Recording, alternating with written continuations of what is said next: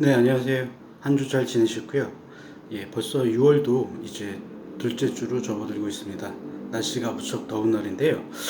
이번 주에는요, 제가 그 인지 치료에 대한 내용을 설명을 드리도록 하겠습니다. 보통 우리가 이제 직업 상담사를 준비하시는 분들이 이제 이 진로 상담을 하실 때 보통 내담자들이 이 인지적 명확성의 부족으로 많이들 방문을 하거든요. 그렇기 때문에 시험에서도 이런 인지적 명확성을 이제 묻는 것과 관련된 인지치료라든가 그리고 행동치료에서 상담학 이론 중에서는 많이 출제가 되고 있습니다.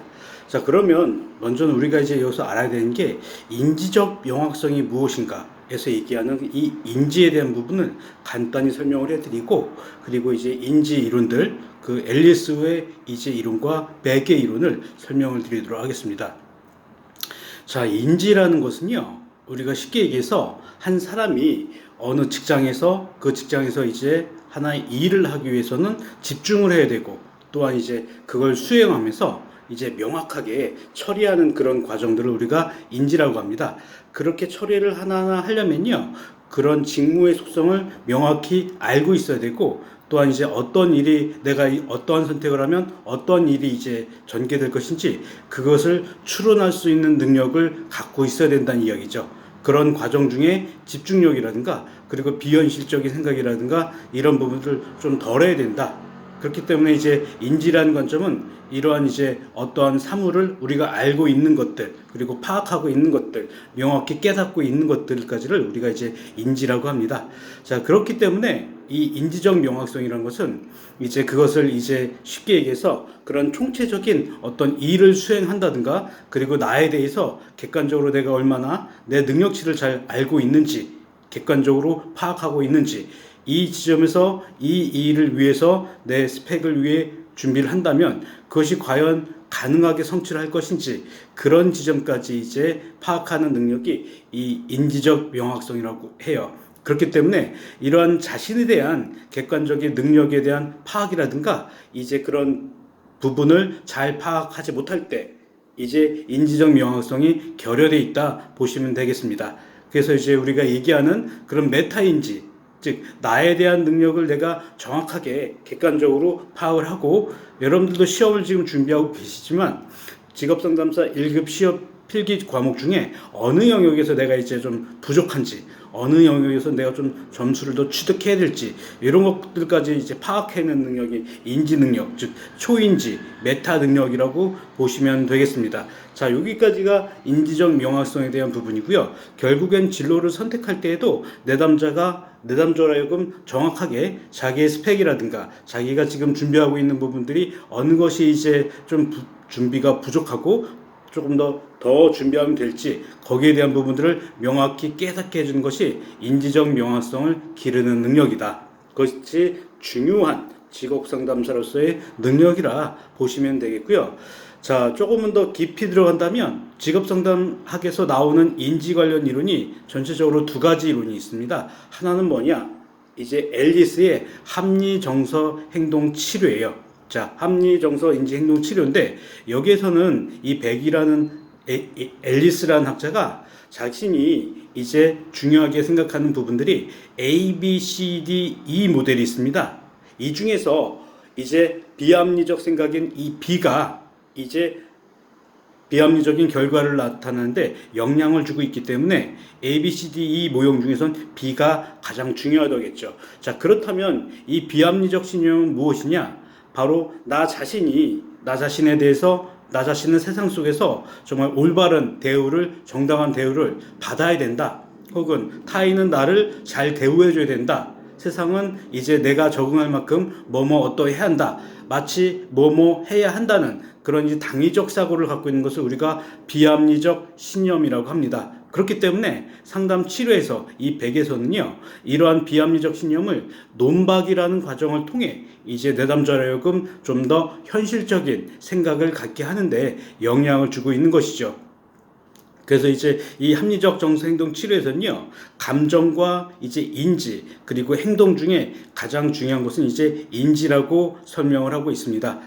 이러한 정서에서도 이 감정이라는 것들도 이 인지가 이제 선택을 할 때 영향을 미치지만, 이런 인지를 이제 수정하는데 초점이 가져 있다. 실제로 이 백이요, 굉장히 내성적인 성격이었기 때문에 이제 그 공원에 가서 자기가 내성적인 성격이기 때문에 100명의 여자들에게 같이 식사를 하자고 했습니다. 그때 이제 한두 명 정도의 여성이 이제 같이 식사를 하게 되는 그런 일이 있었다고 하더라고요. 그래서 이제 우리가 여기서 얘기했던 관점에서 이 앨리스의 인지정서행동 치료에서 중요한 거는 A, B, C, D, E, F 모형이 중요하고, 거기서 B의 합리적, 비합리적 신념을 이제 수정한 것에 초점이 맞춰져 있다. 그렇기 때문에 이 REBT, 인지정서, 합리적 정서행동 치료에서는요, 인간이란 존재는 선하고 긍정적인 부분들, 비합리적인 부분도 있지만 긍정적인 부분도 갖고 있다. 이런 지점에서 이제 중요한 인간에 대한 가치 상정을 했고요. 이것과 함께 이제 나온 이론이 또 하나의 커다란 줄기가 인지치료입니다. 바로 백의 인지치료인데, 이 백의 인지치료는요, 이 백이 정신분석가로서 활동을 하면서 내담자의 그 우울증을 치료하다 보니까 정신분석으로는 이제 한계가 있다는 것을 이제 깨닫게 됩니다. 그래서 이 우울증을 치료하면서 이 내담자들의 그런 이제 인지 오류가 있음을 파악하게 된 것이죠. 그런 인지 오류에는 뭐 함의적인 추론이라든가, 그리고 이분법적인 사고, 그리고 이제 그런 이제 뭐라고 해야 될까요? 그리고 이분법적 사고, 그리고 이제 임의적인 추론이라든가 이런 부분들을 이제 오류를 지적을 했고요. 이런 오류들을 이제 수정한 것들, 상담자하고 이제 논박이라든가 여러 인지적 개입을 통해서 정서적 상상이라든가 그걸 합리적으로 인지 재구조하는 것에 초점이 맞춰져 있어요. 그래서 이제 이 백이 얘기한 개념 중에서는 이 스키마라는 게 있습니다. 이 스키마는 쉽게 얘기해서 우리 내면의 인지 구조다. 예를 들어 여러분들이 어떠한 이제 추석이라는 생각을 하면 한마디로 떠오르는 생각들이 있죠. 그것들이 어렸을 때부터 과거 형성되어 온 그런 이제 경험들이 영향을 주고 있다는 것입니다. 그래서 이제 이런 인지 오류에 있어서 이 앨리스, 이 백의 관점은 우울증을 치료하다 보니까 나온 개념들이고요. 이 외에도 이제 그 인지 3자라는 게 있어요. 인지 3자라는 개념도 여러분들이 숙지를 해두시고요. 나는 뭐 해야 한다, 뭐 어떤 해야 한다의 당위성과 같은 사고들이고, 결국엔 이 인지 사고의 오류, 그리고 비합리적 신념, 이런 것들은요, 그런 생각 하나하나의 그 중간에 융통성이 없다. 즉 우리가 합리적인 사람이라는 것은, 탄력성이 있는 사람이라는 것은요, 뭔가 이제 오류가 있음을 인정하는 것, 뭔가 실수도 있을 수 있고, 그 외에 이제 우리가 이제 맥락에 있어서도 어떤 제3의 사건이 일어날 수 있음도 인정해 주는 것, 즉 위와 아래에서 그 중간 지점에 이제 융통성 있는 사고나 생각을 할 수 있음을 이제 하는 사람들이 합리적인 사람이라 보고 있는 것이죠.